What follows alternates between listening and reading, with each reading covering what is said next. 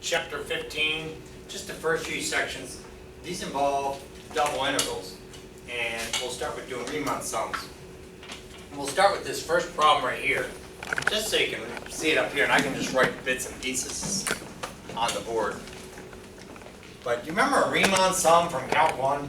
We're going to do another Riemann sum, but we're going to use it to estimate the volume of the solid that lies below a surface. So we used to do a Riemann sum to estimate area under a curve, right?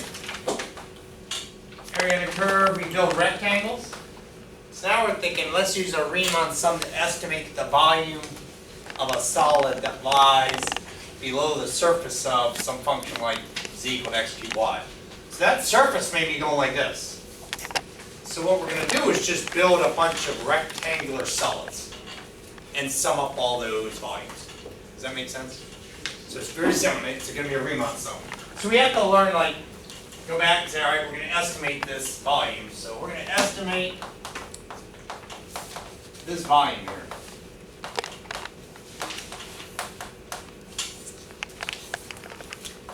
Of the solid that lies below z equals x cubed y. Alright, under what constraints? And you'll notice they wrote, here's this rectangle. R for rectangle. Go from 0 to 4 for x, and 0 to 4 for y. So we'll draw that. But when you do a Riemann sum similar to Calc 1, it's like, remember you had a left Riemann sum, right Riemann sum, or midpoint? They're going to tell you which method to use. So in this case they said, use a Riemann sum by subdividing the region into 4 equal squares. And then they wrote 4 regions. M equals n equals 2. Well, I'll write that as let m equal 2, let n equal 2. And I'll show you what we mean by that. That's telling us how many we're going to set up, just like they told you how many rectangles to use in calculus. 1. And they said use midpoints. So they want us to use the midpoint method. So I'm just jotting down some notes from this problem. Use the midpoint method. Use m equals 2. Use n equals 2 when you're setting this thing up. And we're going to estimate the volume of the solid that lies below that surface right there. You can imagine what that surface looks like. Now, when this isn't going to be the exact answer, is it? Because if you got something going like this, and you stick a rectangular solid to it, part of that solid, like part of it's going to stick out, and part of it's going to be underneath it, right? So it'll be an estimation. But midpoint method's still the most efficient, so I can turn that thing off, just so we can concentrate on this problem. Let this power off. Take that off. And we'll just work this problem out. To work this out, we should definitely draw a grid of this region. I think it really helps. Just draw, this would be the base. There's the x-axis. There's the y-axis. And go on, 1, 2, 3, 4. 1, 2, 3, 4. It's a square region. It could have been a rectangle. That's the base. And we're going to put some rectangular solids in here. And thanks for being patient. Now I can talk about what the heck does this m equals 2 mean. M is for x. They're telling you how many ways you split up the sections here. They want you to split this up into 2 sections. So if m equals 2, that means I'm going to break up this section right here into 2 sections. So I'll just put a line right there. But if this had m equals 4, I would have done 1, 2, 3, 4. All right. The n equals 2 is for the y. In terms of how many ways you're going to split up this. So n equals 2, so I'm going to split it right in the middle. So I have 2 sections going that way. And how many total sections do we have? We've got 4. That's 3, that's 1, that's 1, that's 2, that's 3. So there you go. So all we're going to do is get the volume of this solid coming right here, out of the green board. It's going to hit some surface. And the volume of this solid right here coming out of the green board, and the volume of this solid coming out of here, out of the green board, and this one, add up all 4 of them. So what's the volume of a rectangular solid? That's all we need. That's the only formula we need to do this math problem. Length times width times height. So that's what I'm going to do. We're just going to add up 4 of these. 1, 2, 3, 4. Add up this one, this one, this one, this one. All right. How about that little one right there? What's the length and width? 2 by 2. 2 by 2. All right, you're 2, you're 2. How about that one? The same? Oh, they're all 2 by 2. So that makes the problem easier. You can factor out that 2 times 2. The question is the height. How far out of this green board am I building this solid here, or this solid here, this solid here, and this rectangular solid here, hitting some surface? That's the surface. Well, they got to give you some method to use. And they said use the midpoint method. And this is why I wanted you to draw this first. Will you poke a dot in the middle of all those 4 sections? That's the midpoint method. I'm going to put a dot here, a dot here, a dot there, and a dot there. And on those dots, I'm going to label the actual z values. Those will be our heights. All I have to do is use that math formula to find the actual corresponding heights of those points. So, let's see, what's the z value right here? And I'm going to plug in 1 cubed times 1, which is, what? What's the height here? What is 3 cubed times 1? Is that 27? Okay. What's the height here? 1 cubed times 3. So I'm using the x, y coordinates. Okay, is that 3? And then what's the height here? Yikes. 3 cubed 81. times 3. What would be the z right there? 81. 81. There you go. I'm going to put this is was a 3, this one was an 81. This one was a 1, and this was a 27. I just sum these up, and that's the estimate of the volume of the solid. It's not exact, but it's an estimate. Right? It's the midpoint method, so that's usually the best. All the Riemann sums. Midpoint method is a nice method. In terms of the math, you want to factor out the 2 times 2? I agree. I want to factor out the 4. And now you get 3 plus the 81 plus the 1 plus the 27. 84, 85. It's 85 and 27. 112? All right, what's 4 times 112? 403. That's the volume, but I'm going to write estimated. Estimated volume. Cool.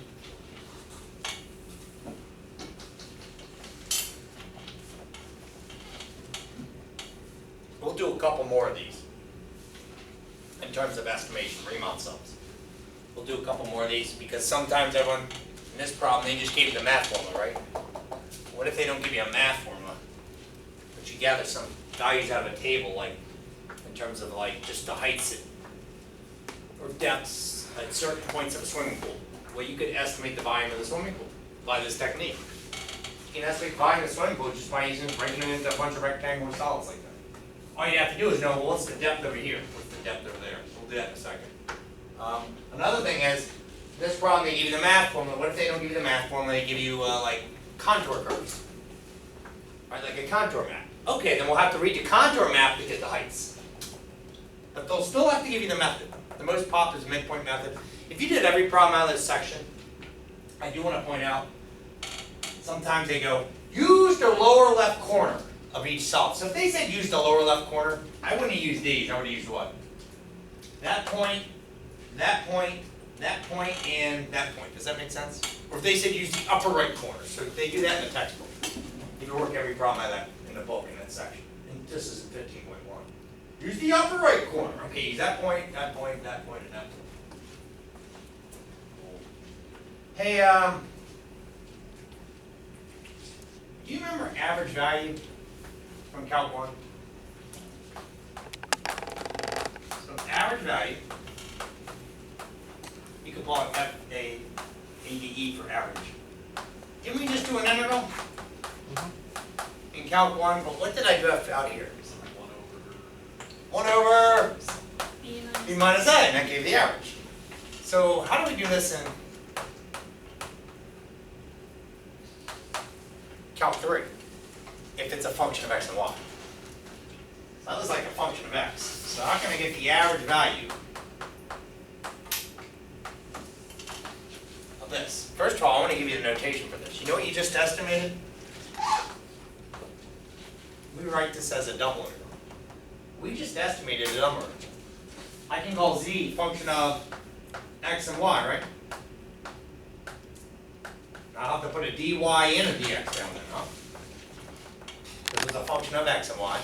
And here you can put the limits for the y, and here you put the limits for the x. So look at this picture. What were the limits for the y? 0 to 4. 0 to 4. And what was the limit for the x? Same, 0 to 4. 0 to 4. There's the notation. Did we get this exactly? No, we estimated it, but we estimated this so we can put a squiggle in front. We estimated that to become 448 just by building 4 simple rectangular solids. Well, then what will this become? It should be very similar. We've got to get the function of x and y's average value. We can write dy dx. By the way, the order of the dy dx and the dy and the dx, or dx and dy, that's something that's going to depend on the problem. You'll choose which way you want to do it. So from here on out, we can write dy dx as just a big dA. How about that? Where a is area. What do you think is dx? dA is dx dy or dy dx. We can use that notation from here on out. This right here is dA. But you might do dy dx or dx dy. I do want to point out, whatever's here is going to represent those limits right there. Which should be corresponding to that. So what do you think I got to put out here? It's close to this. But there are 2 b minus a's, right?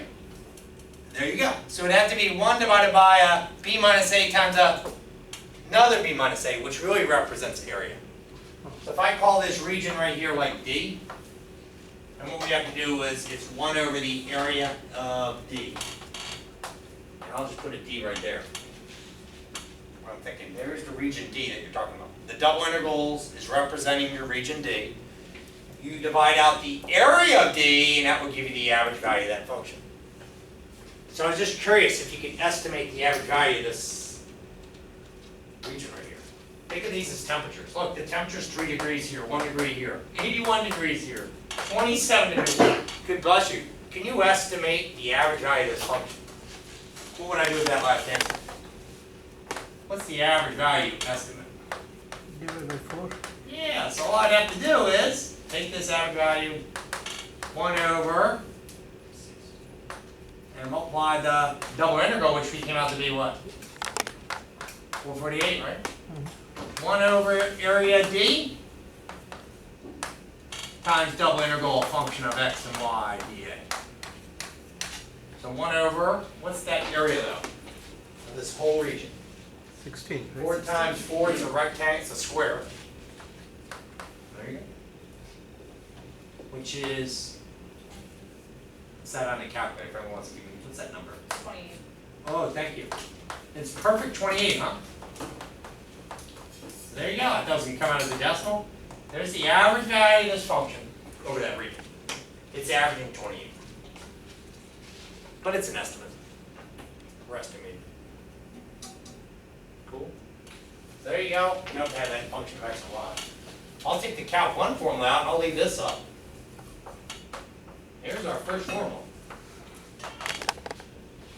Function's average value if it's a function of x and y.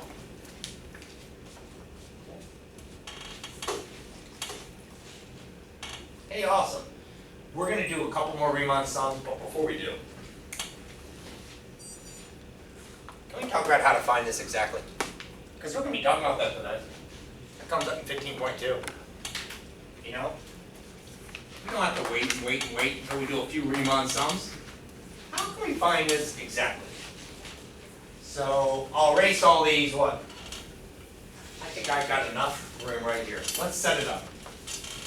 Let's find the exact value what goes here? Your function in terms of z. That's your function of x and y. Now, are you okay if I do dy dx? All right, if I do dy dx, then these have to be the limits of integration for y. And what were the limits for y? 0 to 4. 0 to 4. And for x? Saying 0 to 4. 0 to 4. But please keep in mind, on this problem, you could have written it as dx dy, because it would have been 0, 4, 0 to 4.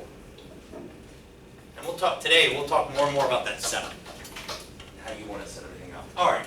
The way you do this is by iterated integrals. You have to integrate this part right here with respect to that letter. So this is like doing partial derivatives, but you're doing partial antiderivatives. So can you help me out? What's the partial antiderivative with respect to y of an x cubed to y? That means x cubed is going to stay constant. So like half of x So I'll keep cubed, that x cubed alone, let it sit, and then I heard it. half y square. There you go. Don't see what I did? I just integrated with respect to y, the x cubed stayed constant. Because I'm doing this part first. Oh, and what were my limits? What do I got to plug in here? 0 to 4. Now, I sometimes get confused. Are we plugging these into x's or y's? So if you have to, feel free to give yourself a reminder. I'm going to substitute the number 0 into y, and then I'm going to substitute the number 4 into a y. Ah. Right?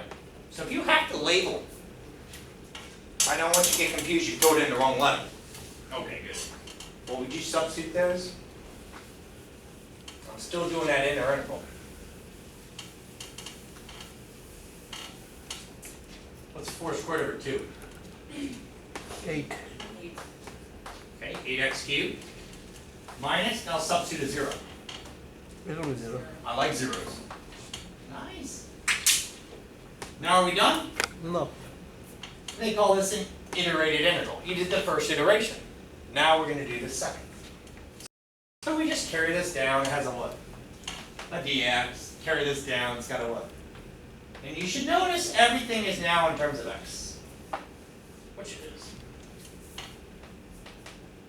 And you got a simple integral. This will give you the exact area. I just felt we got a nice problem up here. We might as well find the exact answer right away. We'll do a few more Riemann sums. What's the integral of 8x cubed? 2x. Oh good, 8x to the 4th over 4 is 2x to the 4th. That's 2 times 4 to the 4th.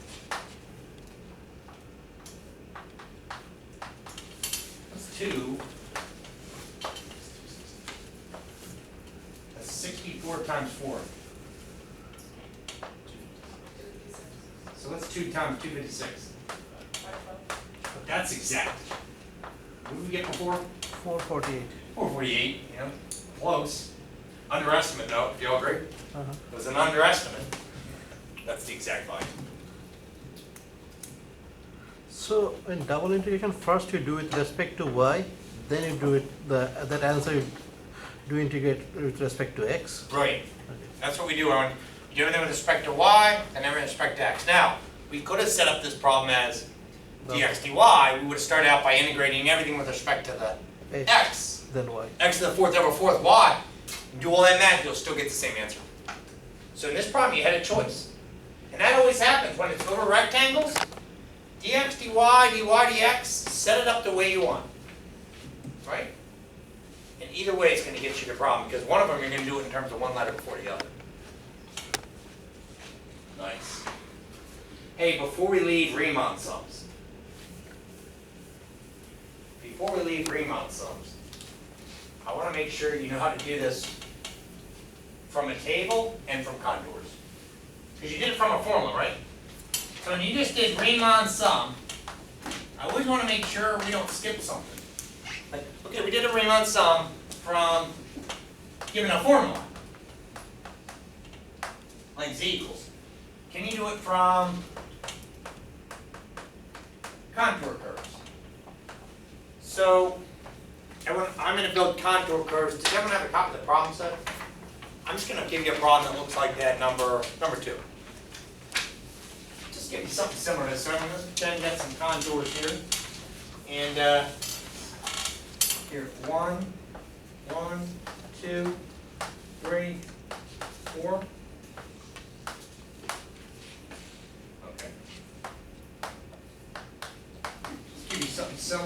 there's the x-axis, there's the y-axis. Let's say you got a contour that goes through here. I'll do something similar to this. You got a contour that's going to this point. Another one going through there. We got another one cutting through here. Let's see. Yeah.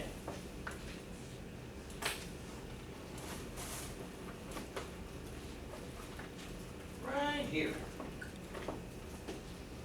I'm just going to draw some contour curves. Now let's just say you got contours. They're just going like this. And pretend the temperatures. Geez, use different numbers. Okay, this is 3 degrees. This is 6 degrees. And that's 8 degrees. But can you estimate this? Estimate double interval 0 to 4, 0 to 4, a function of x and y. This time I'll write it as dx dy. And here's your function of x and y. Alright? This is the contour map. Function of x and y.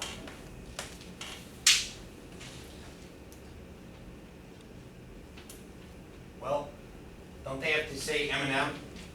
Come on, how about m equals 2 and n equals 2? And use the midpoint method.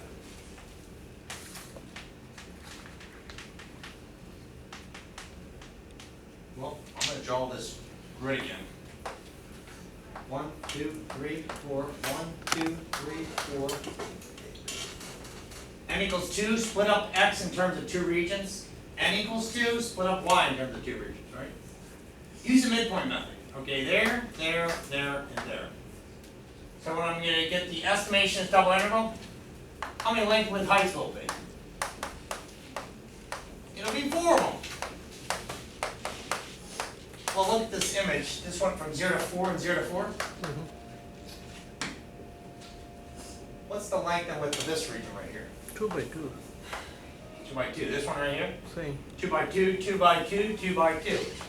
So a bunch of 2 by 2s again. And thanks for being patient. I just wanted to see, how do you get the heights this time? Last time you plugged it into a math form. Now you have is this. So how are you going to estimate the height right there? Want to see it? And you can draw the grid out when it comes to the practice set, put it right on this thing. Right, you can go 4 by 4. You can see this grid right on top of this. And by using the midpoint method, you can see the exact midpoints. What's that midpoint right there? 3. All right, how about over here? 6. You got to follow that contour. 6. How about this one? 6. And lastly, what was this one? 8. 8. Hey, again, if you do every problem on the textbook, sometimes the contour it's a little bit off from where the midpoint is, so you got to estimate, 7.8, right? Oh, okay, it's about 2.9. So if you do the problems out of the textbook, I just want to point that out. If I put it on a test, I always make it go right through the midpoint, so there's no question you have to estimate. Just to make a problem. And that'll be it, right? Add all these up, and you'll estimate that double integral. Does that make sense? You can back up to 4, what do you get? What's 3 plus 6 plus 6 plus 8?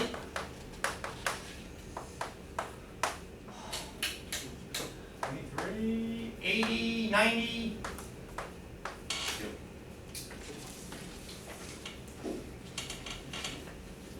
Oh, again, what if you wanted to estimate the average? Pretend these were temperatures, the average temperature. What do you divide out? Yeah, the whole area. Divide out the 16 area from that. You'll find the average value. Hey, and one more of these, before we do a bunch of cool double integrals. This is a table. So, you got the practice set problems? Great. If not, you just look up here on the board. I Again, maybe we have to at least set this thing up. This is a swimming pool here. Let's see what we get. Can I erase this one? Alright. We'll get that on there. Estimate another function of x and y. Well, let's do a Riemann sum from a table. Far enough?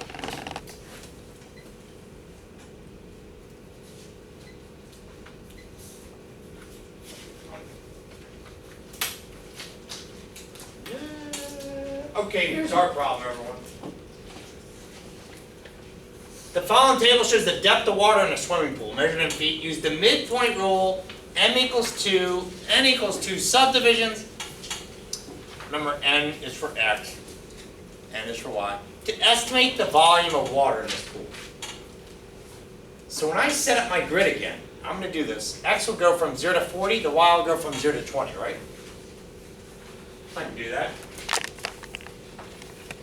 X goes from 10, 20, 30, 40, but y goes from 5, 10, 15, 20. Not drawing a scale.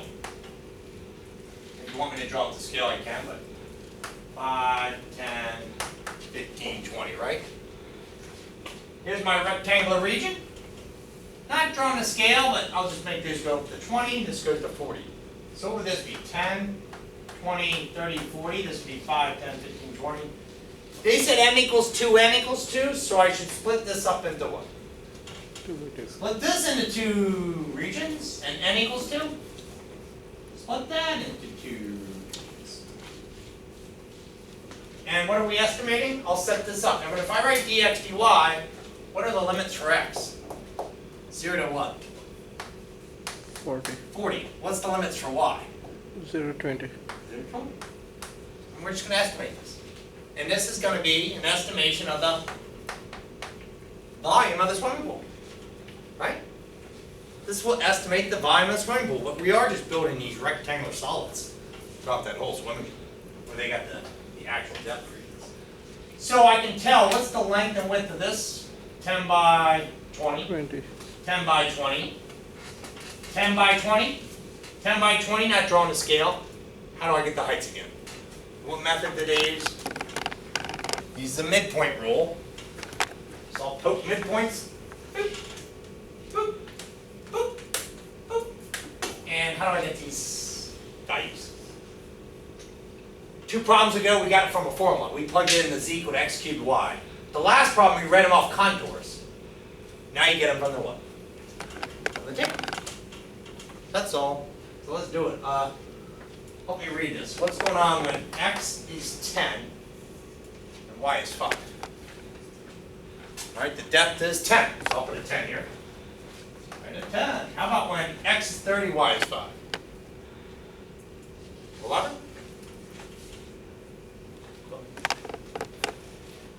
How about when x is 10, y is 15? 10, 15, 5, and... Yep. And one more. What about when x is 30 and y is 15? I get the number 4. From the table. And there you go. I can hit this thing off. We'll just estimate that. Length times width times height, right?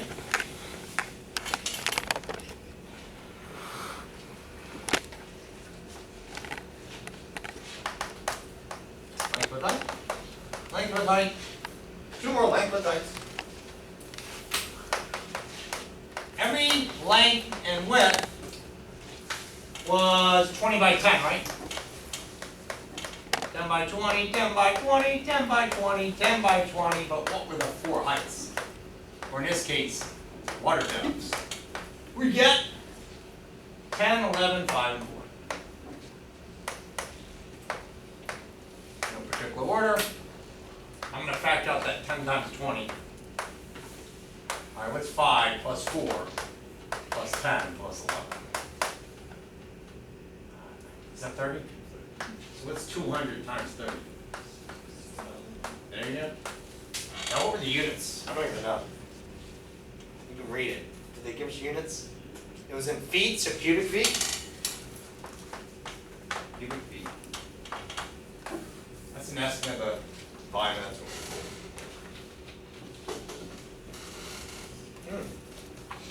Hey, great job. So now everyone, what we'll do is, let's talk about another double integral over a rectangular region, but let's, from here on out, no more Riemann sums. Let's get exact answers. So, how much is something like this?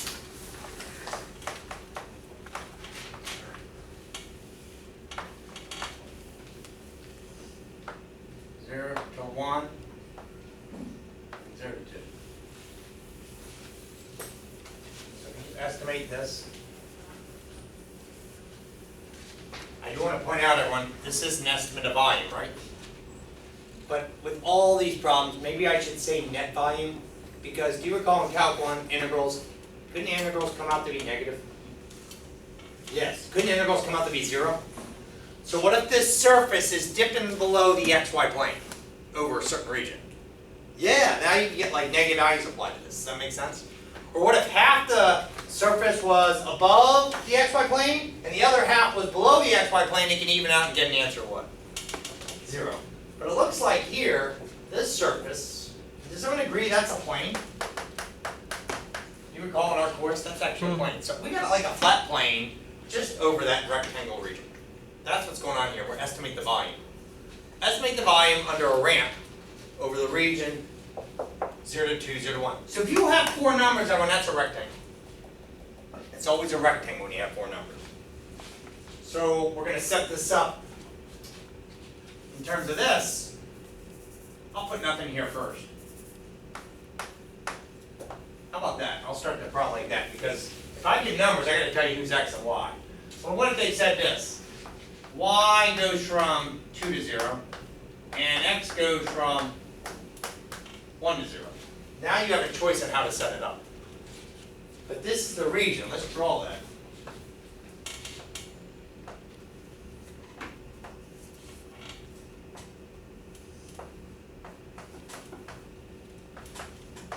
Get the volume underneath this surface over that region. That's what your volume. Find the volume under that ramp, that flat plane, over that rectangular region. So how do you want to set it up? You want to do dy dx? Good to me. Because you have an option. So if I write dy dx, what number do I put here? The y value, right? Good, 0 to 2. This will be? 0 to 1. 0 to 1.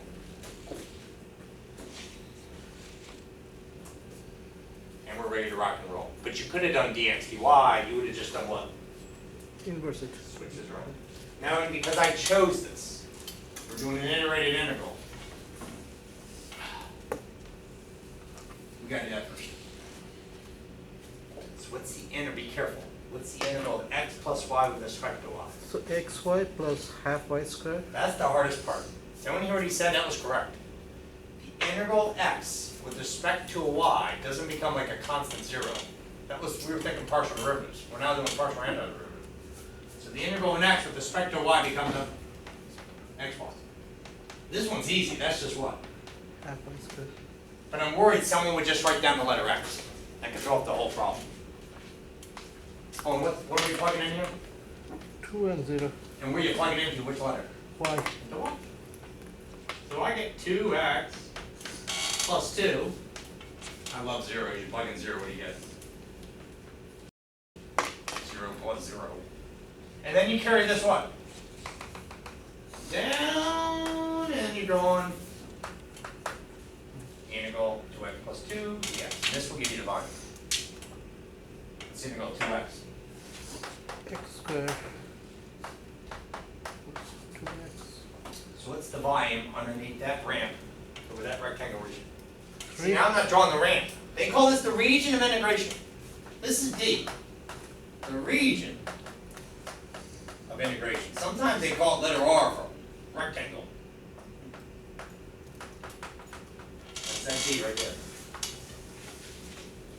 What's 1 plus 2? 3. There it is. But do you agree this estimated volume again? Volume. If they come out negative, you and I know that over that region, all those numbers are solid, that plane's above it.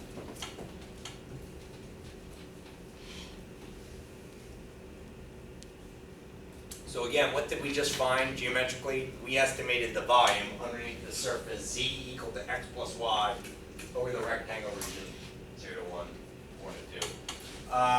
And when I set up this problem like what? 0 to 2, 0 to 1, I still get the same answer, do you agree? What do I have to write there? dx dy. Oh good, dx. dy. Cool. Yeah, I'm gonna leave that up here. I'm gonna erase this. What about this?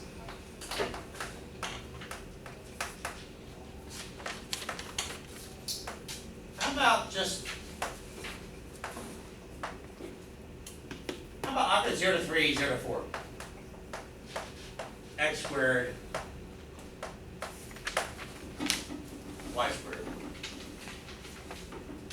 Or what did I do last time? 0 to 1, 0 to 2? And I'm going to do dy dx. So, everyone, if I asked you to calculate this, you could do the iterated integral, true? Mm-hmm. I knew you all would get it right. You would integrate this with respect to a y. Y. But I wanted to give you some options on how to do the mathematics. Because, boy, Calc 1 was so nice when you could just do these simple single integrals, right? So, this problem right here versus this problem right here. I'm going to separate that out of the word. By the way, I had that word estimate up there. We found the exact answer. So I apologize, I still have that word estimate. This is exact. We did the actual integral, no Riemann sums. What about this? Well, you know what you could do, true? But I want to give you an option. Did you know you could split that up? I want to tell you when you can split this up. You could rewrite this as the integral from 0 to 3. The 0 and 3 went with what? X or y? X. X. So I'm going to write everything in terms of x squared dx. Get that answer, multiply to the answer, integral from 0 to 4 of y squared dy.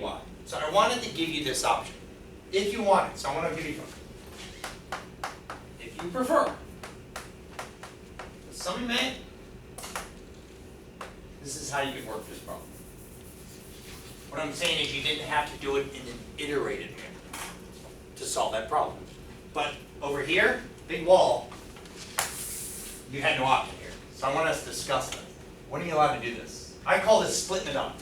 When are you allowed to split it up if you wanted to? The first rule, these have to be 4 numbers.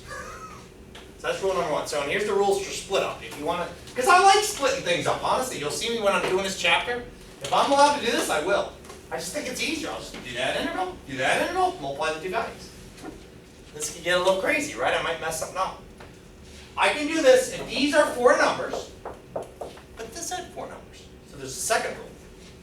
It's got to be 4 numbers, and then this has to be able to be written as that function of z, that function of x and y, z.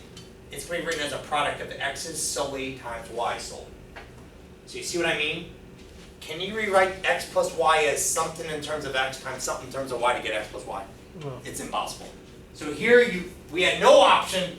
We absolutely had to do this in an iterated manner. No option here. But if you can somehow break this up into a product of only x's and only y's, then you can do it. Now hey, if this bugs you, have no worries. You can do everything iterated.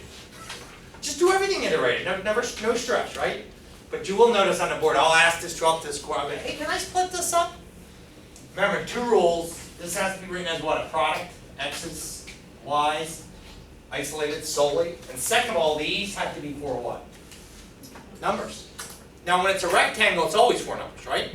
But guess what we're about to get into in a few minutes? We call it a general region. What if the region's not a rectangle? What if you're getting the volume over something like, that? Then these aren't going to be 4 numbers anymore. Because, does that look like, that's not a rectangle, is it? When you have 4 numbers, that's always representing a rectangle. And if this is 0 to 2, 0 to 2, that's a square, isn't it? Cool. So, On that note, let's do one. Let's do a problem that is what we call a general region. But you know what's cool? No rush here, but look how far we are. Well, once you get through this stuff, we go back and we spend a lot of time in these sections. So we're going to spend a lot of time in 15.3. This is doing double integrals.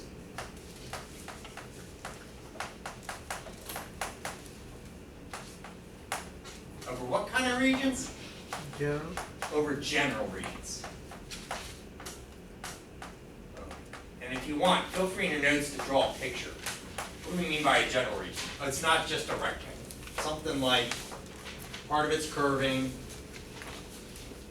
and you can think of a sine curve, anything that's just not a rectangle. I'll shade it in. So let's do one of it. Well, get a problem from section 15.3. And we'll spend some time here.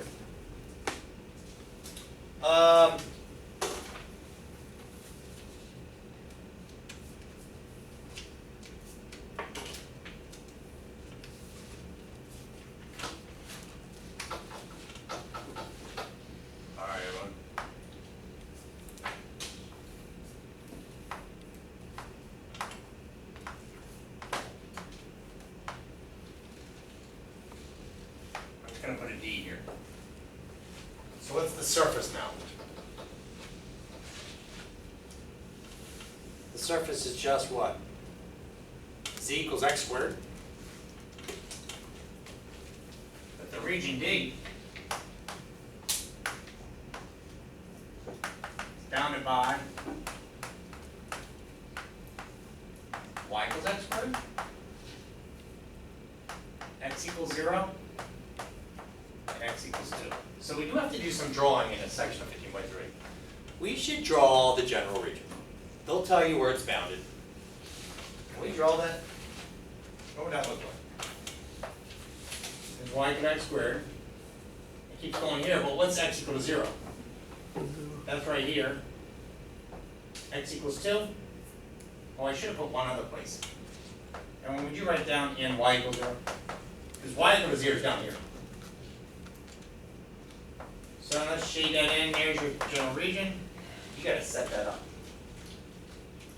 So I did this on purpose. I wrote x squared, even though it's the same as that. This has nothing to do with that. This could have been x to the 5th. This could have been x times y, x times sine of y. That's the surface. This has nothing to do with it. We need to set up these limits of integration. Cool. So I wanted to do that first. I want you to realize that it has nothing to do with it. So secondly, if you want, feel free to just change this to some other, we can make this something else. How about just x? All right, you just did x.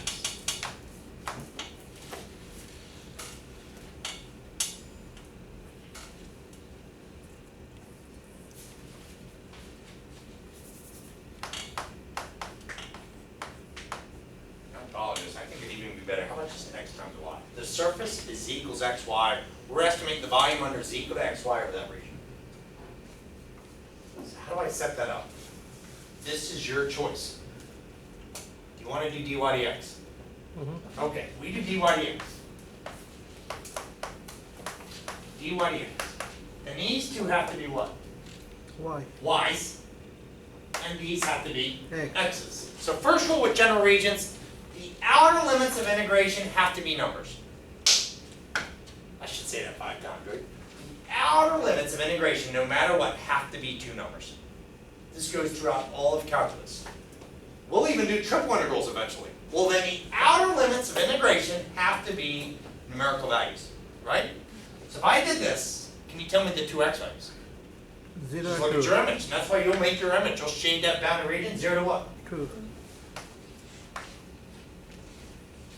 But this is what I didn't want you to mess up. Oh, if I plug a 2 into this formula, what's 2 squared? 4. My worry is on a test, you write 0 to 4. If you put 0 to 4 here, guess what you just described? A rectangle. So I'll put it and then I'll quickly erase it. If you did this by accident, you got too much. You took the volume under this surface over an entire rectangle. We only want the volume underneath this surface over what? Over that. So this isn't going to fly, is it? Take these out. What we need are the math equations. I need the math equation here. What's that y equation? Y equal to what? And then I need the math equation for this curve. So think of it like, what's the top y equation? Who's the equation on the top? And who's the equation for that y on the bottom? And those will be your limits of integration. Your limits will be in terms of like variables actually. But sometimes you still get numbers. So I'll start with the easy one. What's the lower bound? 0. That's y equals 0. Oh cool, that stayed. But this is not 4 anymore. What's the representation of all that right there? X squared. You got it. I have no idea what this answer is. You saw me make it up. Let's just see what we get. Let's see what we get. First question, can I split this up? Yes. No. No. I want to be very clear about this. I like shortcuts too, but I'm like, I can't split this up. You are not allowed to split anything up if you don't have 4 numbers. See that? General regions doesn't fly. So we are forced. We have to do this as an iterated integral. All right, so since I chose dy dx, let's roll. What's the integral with respect to y? X half x squared. Nice. And what are you plugging into y squared? 0 and This 2. is interesting. You got to plug x squared into y, and then square it. What do you get? What's x times x squared squared? X cubed. So close. No, no. X times X x to squared x to the squared. fifth. X to the Nice. And then there'll be a lonely 2 down there, right, everyone? I love it. I love it. Everyone's saying you're going to get x to the 5th over 2. You got the x times the x squared squared over 2. And then you plug in a 0, and what do you get? 0. Cool. So guess what? Now you're going to get the volume. Look, carry it down. You know you can do that as well. You get a calc 1 integral. And you're not going to find this actual volume under that surface of that region. Keep in mind, our double integrals can be negative. We know that. If the surface dips below the xy plane, it can be 0. So what do you get here? X to the 6th over 12. Let's do the 6th. 64. There it is. Yeah, we can reduce that.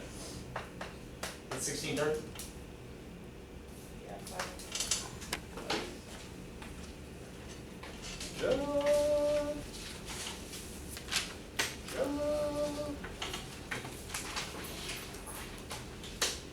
Hey, number 5 in the problem set. That's similar. The only difference was x squared plus y. It's always like number 5 in the practice set. That's what I mean. I'll make sure we do problem of each type. Make sure nothing shocks you. But before I erase this, you don't have to work out all the math. I was just curious. Could you set this up another way? Could you set this up as dx dy? What would be the setup? You surely could. Now if you do dx dy, I'm going to do it. So I'll put or. Now you don't have to work out the math unless you want me to. Of course, we get what for answer. There it is. But I could have set this up as dx dy. Absolutely. Now, the rule is these are limits of y and they have to be numbers. So what are the numbers? Does anyone see it? These got to be y values. 0 to 4. And you would have had to figure out that 4. Man, wasn't given it first? Wasn't given there. You would have drawn this and gone, well, what is the y value right there? You would have said, okay, from 0 to 4. I'll put that here. These have to be numbers. Everyone agree? The outer limit. Now, these are going to be equations. Only before, they were like y equal equations. Like a top y and a bottom y, right? This was like my top y and this was my bottom y. You probably recall doing something this in Calc 2 when you had to do like volumes of revolution and stuff. And you had to do like, you had to either turn your head or you did right minus left. That's what we're going to do. John, you want to just turn your head like this? Or you can turn your piece of paper. I'm going to turn my head. Who's the top now? Oh, the general region there. Who's that top? It's a flat line. Who's the bottom? The bottom is that curved. So I'm going to do top minus bottom as long as I turn my what? Head. Most students are like the textbook says, you don't have to get a neck cramp. Just do right curve over left curve. Cool? So, I'll go over here. Which one's on the right? Yeah, it's going to be x equal to something. That's just x equal to a flat line too. So that's a number. X equals 2. Now who's on the left side? Who's the right side? X Let me get this top out of the way. I'm going to get my yellow chalk out here. Go. Now we're doing who's on the right and who's on the left. X squared. And the left is y equals x squared, right? Uh-huh. Do you notice z does not change? What was this before? X y. That stays the same no matter what. I just got to change my left side. Now I'm going to screw this up on purpose. The left side is that curve y equals x squared, right? What did I mess up? Yes, he goes, it should be in terms of x equal. I got to write that equation as x equal to. So if y equals x squared, hold up. What would x equal? Square root. There you go.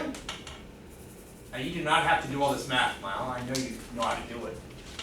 Just integrate straight to x, but you would still get what? Guaranteed, you get 16/3. Isn't that cool? So it depends. You go, which way should I do it? That's going to be up to you. I mostly do top, bottom. I think it's easier.